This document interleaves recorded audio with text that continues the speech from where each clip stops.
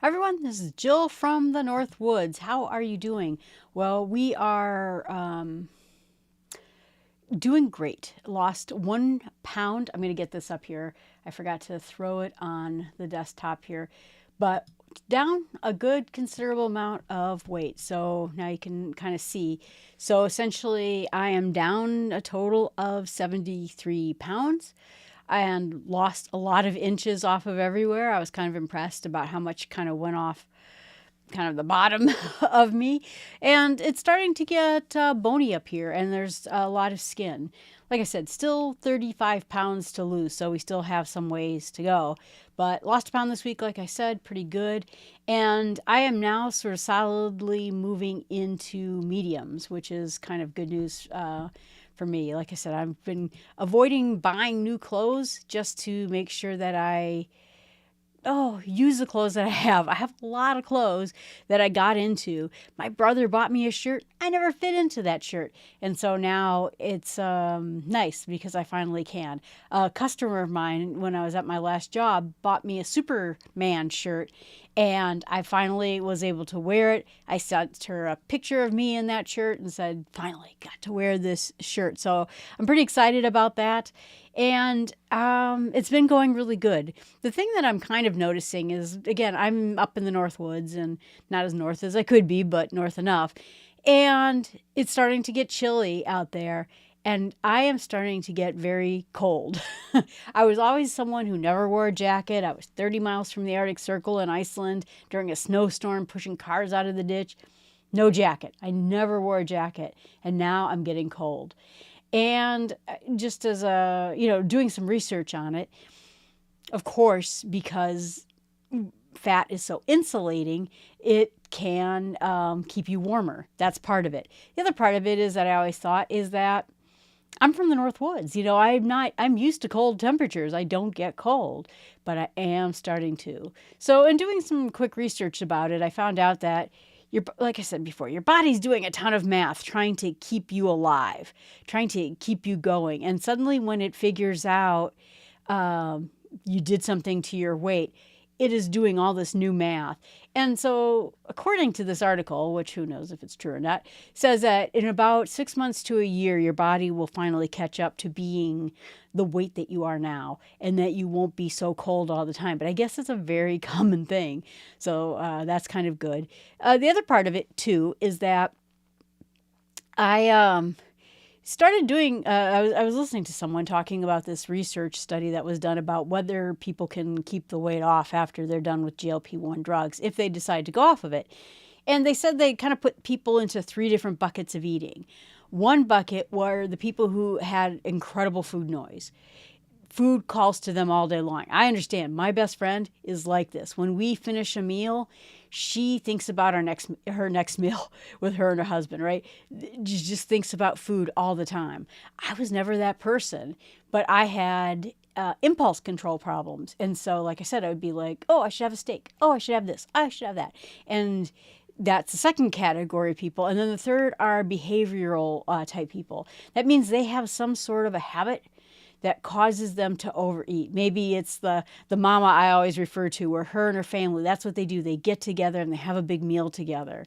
And so it was sort of putting people into 3 different buckets about whether or not people will keep the weight off when they go off a GLP-1s. And to be honest with you, I watch a number of other YouTube channels about GLP-1s, and none of those people are planning on coming off. I don't know. Like I said, I'm so torn about it. You get into that place where you're diabetic. Right now, as it stands, they don't consider that curable. So they will keep you on this drug forever. Do you stay on forever just for the benefits, of it all? And that's a really good question. Or do you try to get off of it and try to kind of just live life, like a person lives life? And so that's kind of a big debate in that. And so that's where I'm kind of stuck in that debate too. And I have 35 pounds to go. At this point, I'll be done somewhere at the end of this year, which is just incredible. And I'm trying to plan that out. I'm trying to think about what it is I'm going to do. But like I said, so far good. Having weight kick in again. And like I said, I'm just starting to just feel like in certain places it's all kind of thinning out, which is good. And there's some exercises too. I go to the trainer and we do a lot of strength training. I couldn't do before. I couldn't easily do before, and now it's getting much easier on some of those things, and that's kind of good too, to be able to physically do something that you couldn't do before. And like I said, going great, and I'm pretty excited about that. What I was going to talk about is one of the people that I watch on YouTube. She kind of came flat out and said, "Don't diet. Don't diet. Don't restriction. You don't have to. GLP-1, that's not the point. GLP-1 cures all that. You don't have to diet. You don't have to restrict your eating. You don't have to watch what you eat. This does it for you. And so why put yourself through that? Why go through this?" And I had this debate before, and I talked about it ages ago, where someone on Reddit said the same kind of thing. Like, I just want to kick everyone out here who still talks about diet. There's no reason for it. Why are we all asking each other, like, what do you do? What do you eat? How do you, do all these things? She was mad about it. You don't have to do it. Now, first of all, that's not exactly true. People are in many different buckets, and I'll just put them in 3 for now, but I think that there are more. Those are people, and this is going to be every medication on the planet, right? Those people who are really heavy responders. I kind of wonder if the people who are most busted in their metabolism are the ones who are the most beneficiary of getting this medication. And I do fundamentally believe that women get a little bit more busted than men get. I think their sugar gets worse. I think that their metabolism breaks in a million different ways. It seemed to me like a lot of men I've known and dated and stuff like that in my life, when they wanted to lose weight, they were able to like give up a dessert or give up a drink or, start a brand new exercise regime, and they were able to lose weight a little bit more easily. And again, we talked about this before. The places that men get fat, it's not stable fat. And that makes it easier to lose weight, but also more dangerous towards their heart. Women have very stable fat on their thighs and in their butt, all the places where we do the shot. And, so that makes it harder to lose. And in fact, I was told once that there's only one time it's easy to lose weight off of those places, and that is when you're breastfeeding. When women are breastfeeding, there's a hormone that's released. I have no idea what it is, but that makes it a little bit easier to lose weight off of these areas. But anyway, so, people are different in how they respond. So super responders, I think I'm somewhere in that middle responders, and then there are people who don't respond at all. And I don't know why. I was reading this article from this woman, and she's just devastated. She was just taking the quick and easy pill or shot, and she didn't lose the weight. And so she was kind of devastated about the whole thing, that it didn't work for her, but it worked for the people and the friends around her. But anyway, like I said, this other video was talking about don't diet. Don't restrict yourself. That's not what this is about. This drug is about, it will do it for you. You will not have to go through this anymore. And that I think it makes her crazy when people talk about restrictive diets while taking a GLP-1. And I'm kind of a different thought of that. And so I just thought I want to talk sort of about the ins and outs. Do we diet when we're on this shot, or don't we diet? And I think that there's a good middle ground. I thought about this all week. And so I think that there's a good place where we can overlap. Essentially, like I said, there are people who have food noise, and they get a lot of intrusive thoughts. They think about food all the time. This reduces it. So, of course, you may not overeat like you used to because that noise has gone down. Then there are some people, or behavioral people, maybe even like addiction, people who, and I have addiction problems. It's just not drugs, alcohol, or anything else. I have different addictions. Those went away, and the impulse control problems I had went away. So then my overeating also went away. And then there are people who have habits, like I said, the third group, that have habits that something in their lifestyle causes them to overeat by the way their life is structured. And I think that what this study I read found is that the people who basically have impulse control problems, kind of the behavioral problems, they were the ones that were most likely to lose weight on GLP-1s and keep it off, which is good news for people in that particular category. Then there are the people who have food noise, And I don't know, it's funny. I was reading, like, what is food noise? Is it real? Is it psychological? Is it an impulse of hormones? Is there like some sort of inhibition control that goes on in the body? Something like that. And those people were in the middle range, and that the people who struggled the most were the behavioral people.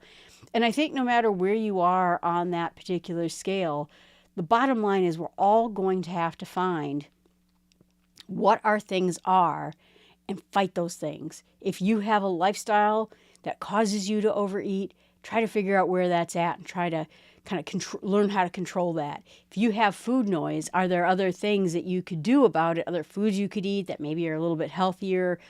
Or if it's a matter of, like me, impulse control, I started collecting a brand new, I don't know, like booklet, not a booklet, a list of things that when I'm feeling that ADHD craving, I need something new. I need to do something. Oh, should I get a steak? Oh, should I get a cake?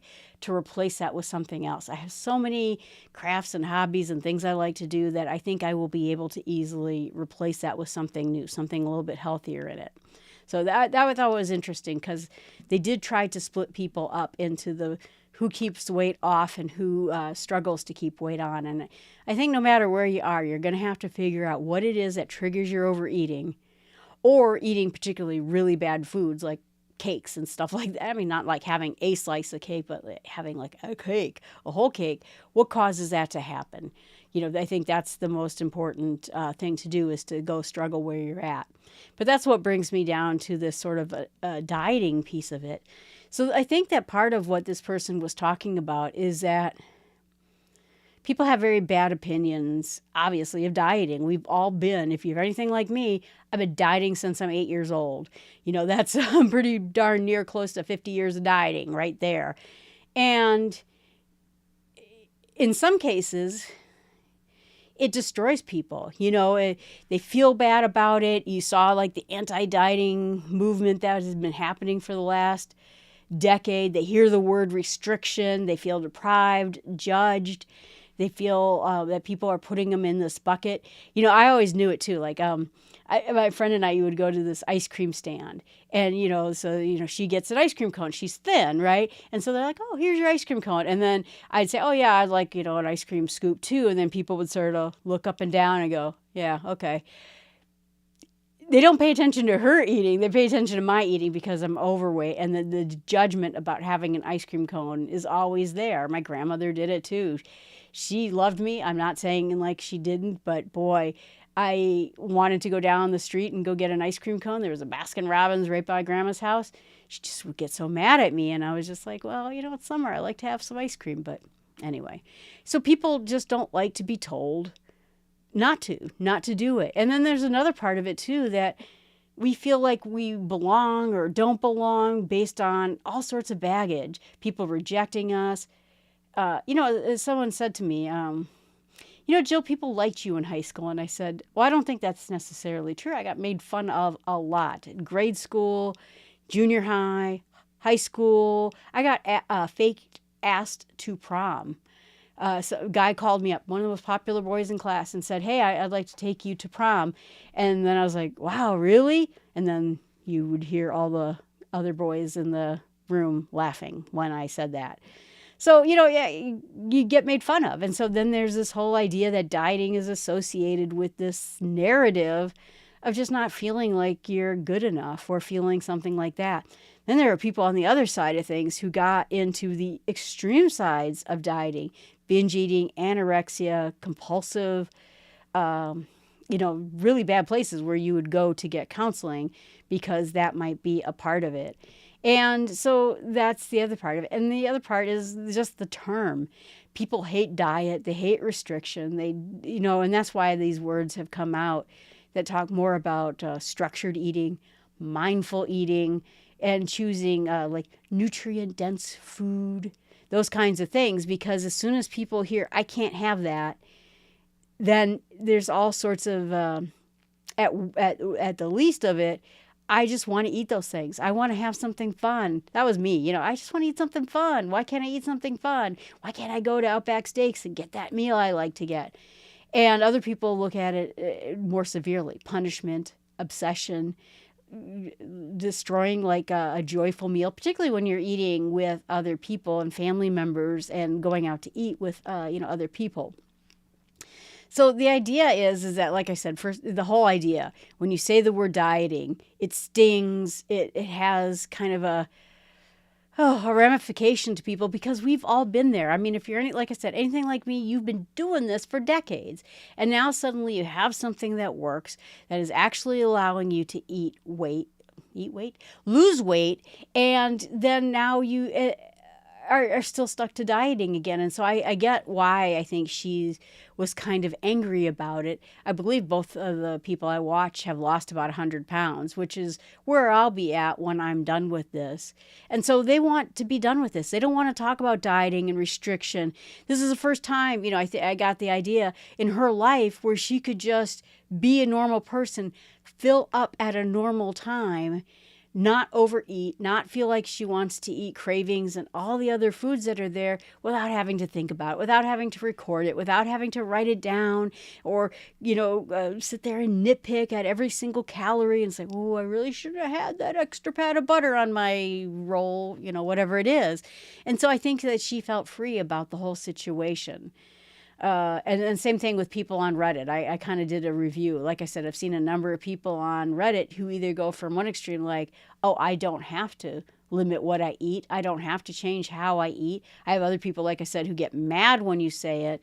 But most of the rest of us are kind of in some sort of a middle ground. And for me, I've said it before, to me, GLP-1 is the training wheels I've always wanted. That now I don't have the cravings. I don't feel like eating the things. I couldn't eat a steak right now like I used to if I wanted to. I would be sick as a dog.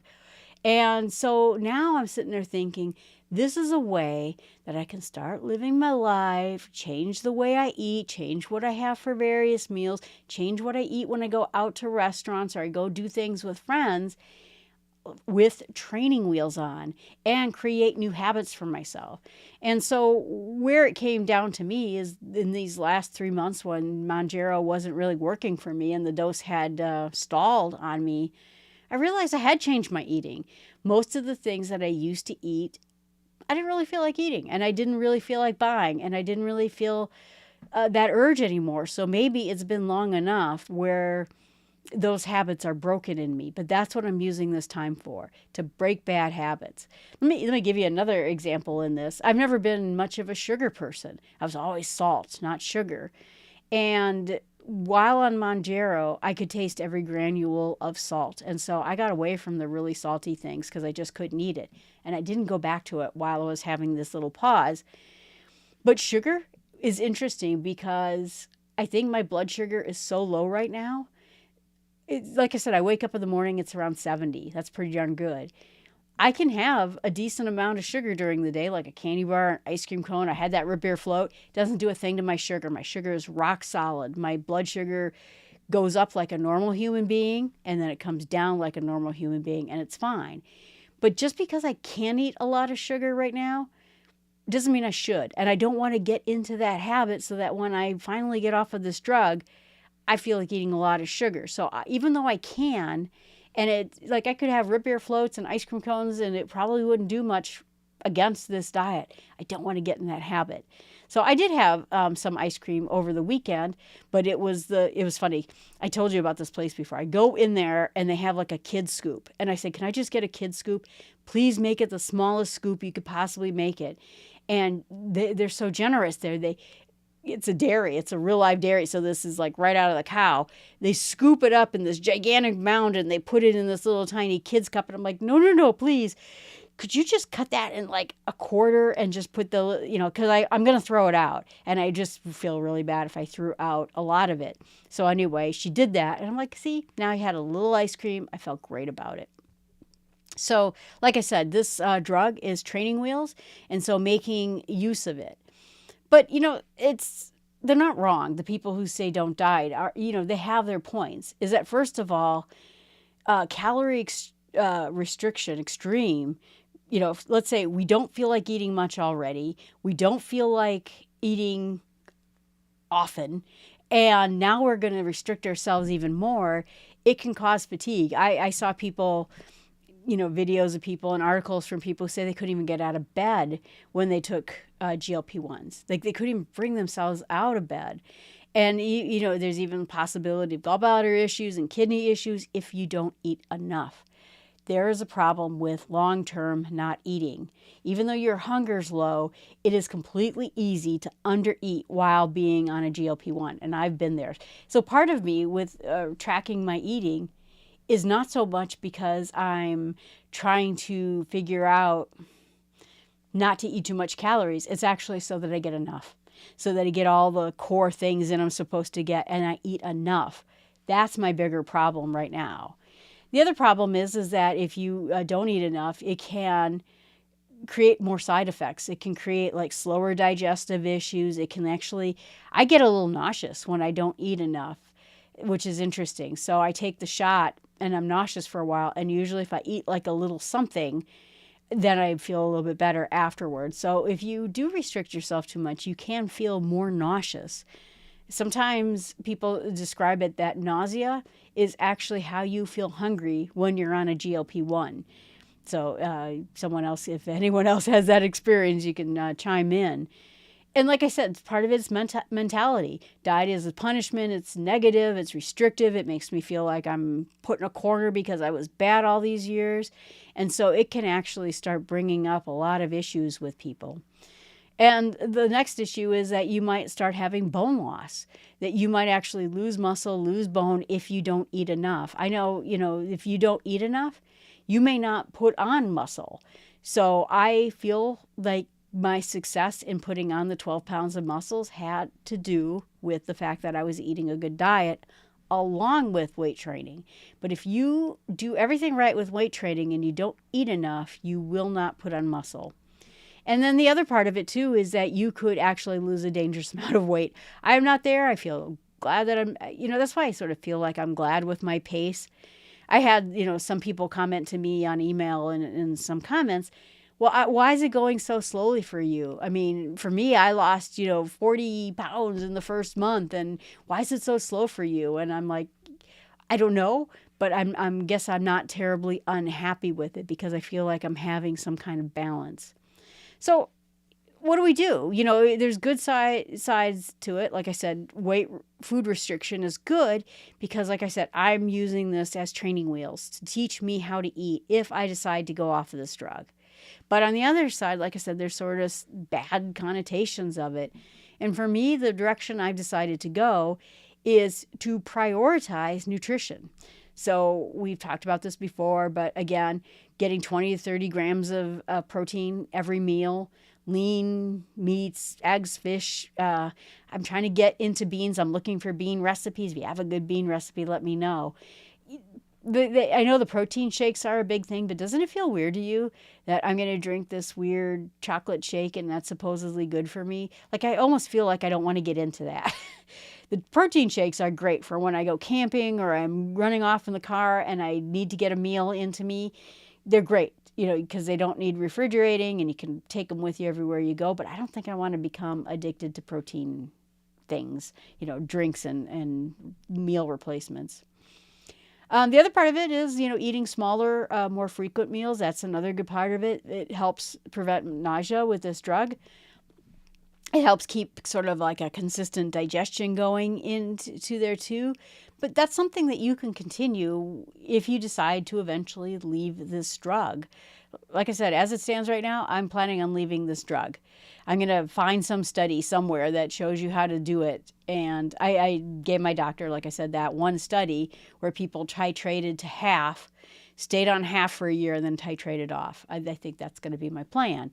But essentially making sure that I'm kind of iffy on fruits, but fruits and vegetables, I need more vegetables. I am not a good vegetable eater.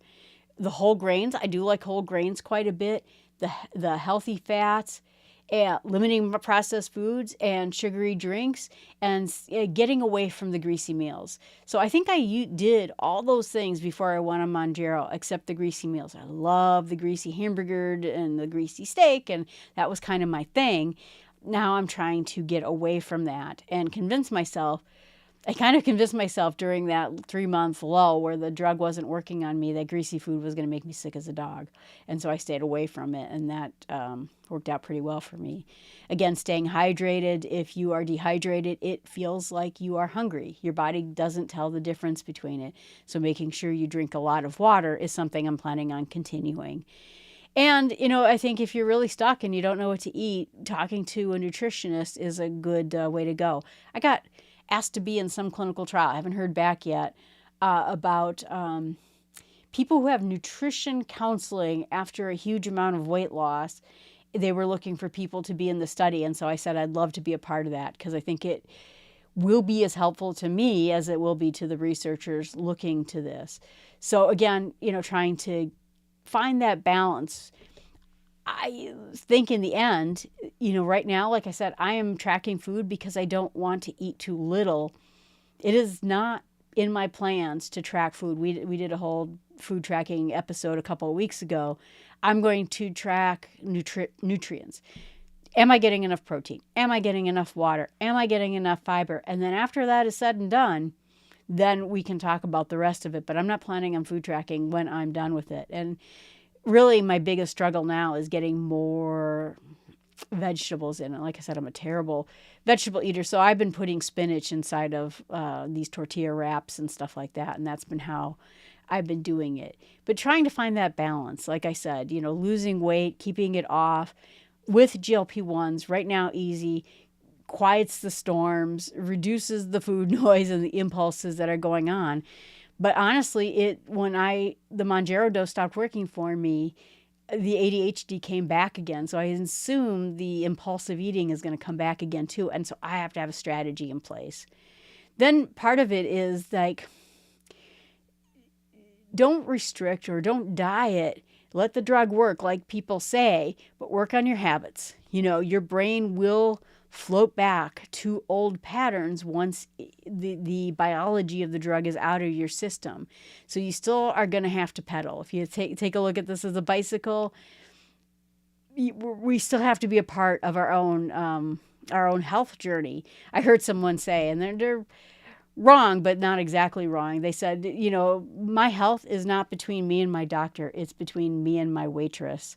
So there you go. I know people who, at my last job, ate out every meal. They would eat out every lunch, and then they'd go home and eat out with their spouse. You cannot control what is in restaurant food. The sauce, how much sugar is in the sauce, how much fat is in this. You just have no control.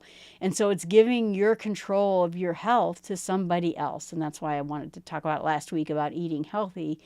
But honestly, like I said, I had 2 problems when I was dating that guy. One, I was broke, and the other one, I was overweight, and going out to eat was just not fixing any of it. So learning how to cook, that's really what I've been spending all my time doing now, going through recipe books, finding good recipes. I just bought a new pot and pan set because my other ones were like 7,000 years old and probably had all the chemicals that'll kill you. So now I got a new pot and pan set that will not kill me, which is great. And, like I said, just keep trying and going with the movement. I got to increase my movement. The weight training is great. I still need to do more cardio. And I guess in the end, don't think of it as punishment. Think of it as boundaries.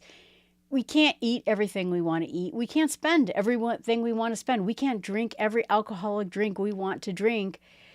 If we did all those things, we would become in trouble. Part of life is having boundaries. And I did a podcast on Start with Small Steps about guardrails. We have to have guardrails in our life, not because, look, imagine if you're driving down Rocky Mountain National Park and there's the guardrails on the side that keep you from going off the cliff's edge, thousands of feet down, and you complained because there were guardrails in place keeping you from your freedom. There are boundaries there to keep you alive, right? And I think that's what we have to think about when we're going through this as well. So I don't know about you. You can put in the chat if you're planning on staying on Mounjaro GLP-1 forever, or if you plan on coming off of it at some point. Like I said, I think at the beginning quarter of next year, the pill will come out. supposedly it's not great for weight loss, but is it good for maintenance? Nobody knows. So that's going to be kind of interesting for us to do. But I hope that helps, you in thinking about your diet and whether or not you should diet now or not diet now. But I think whatever it is you decide to do it in a healthy manner. Not just healthy when it comes to the food, of course that, but also healthy for your brain. So like I said, some of us have been through this for 50 years and have this connotation. Now, to me, I never got a bad connotation about dieting. I was frustrated because it wasn't working. But to me, I was like, I got to try, I'm experimenter Jill, right? I got to try this diet or this exercise, that exercise to get something that was going to work for me. And just nothing did. At some point, I think I broke. So I never had a bad image of it in your mind. But if you have something to say about diets or your own opinions of dieting, or are you limiting your food right now, I'd go ahead and put it in the comments right now. But I don't have a bad connotation of it. I just know, maybe it has to do with the fact my dad was an alcoholic. I saw a man who had no restrictions on his life. He ate whatever he wanted to eat the second he wanted to eat it. He drank as much alcohol as he wanted to drink the second he wanted to drink it.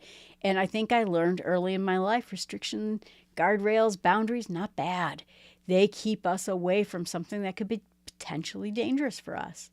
So I just wanted to leave it up there. I was told that I go too fast when I come to the question and answer period of it. But does anyone else have comments or questions about, I don't know, where to go with food restriction, whether we need it now while we're on GLP-1, where we need it in the future when we're off GLP-1? I'd love to hear your own opinions of it.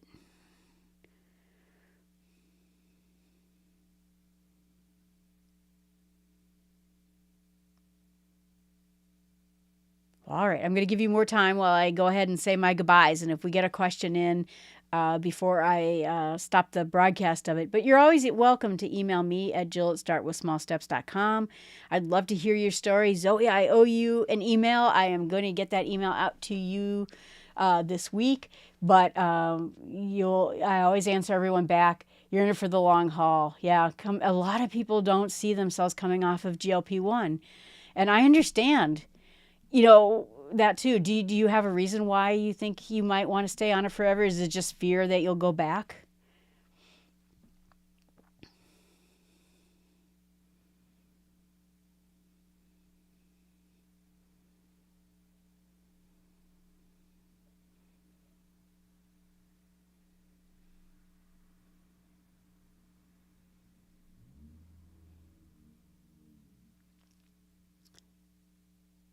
All right.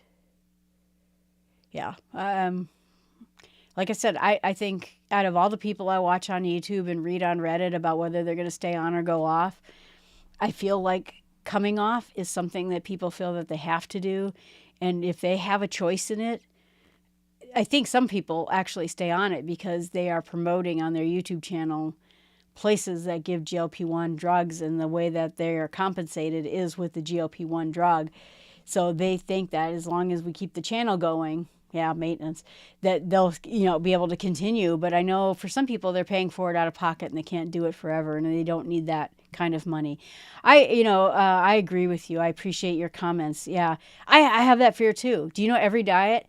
Weight Watchers, Jenny Craig, what was that other one? Nutrisystem, Weight Watchers again. Every time I've lost weight, I put it back on again. So there's a big fear right here in me that it is going to go right back to where it is. And that fear right there is the reason why I think if my insurance company is going to pay for it, because I was once a diabetic, and once a diabetic, always a diabetic. Yeah, I understand that. Maintenance. All right. Well, I appreciate your comments. I appreciate you being here. If there's anything I can do, or if there's a topic that you'd like me to cover, feel free. I'm also trying to think about, like I said, I'm kind of 6 months out on this channel. We'll talk about maintenance, eventually when I get to maintenance and what we do. But what would help you? I mean, that's really the goal of all of this, is I'm just trying to help people, because I know when I started on GLP-1s, I had questions. I had a lot of things, and now I've been doing this for 13 months, and I feel like I got this down pretty well. So if you have comments or questions, again, you can email me at jill@startwithsmallsteps.com. Put comments right here. And if there's a topic I can cover for you, I'm happy to do it. I want to thank you so much for coming, and just have a great day.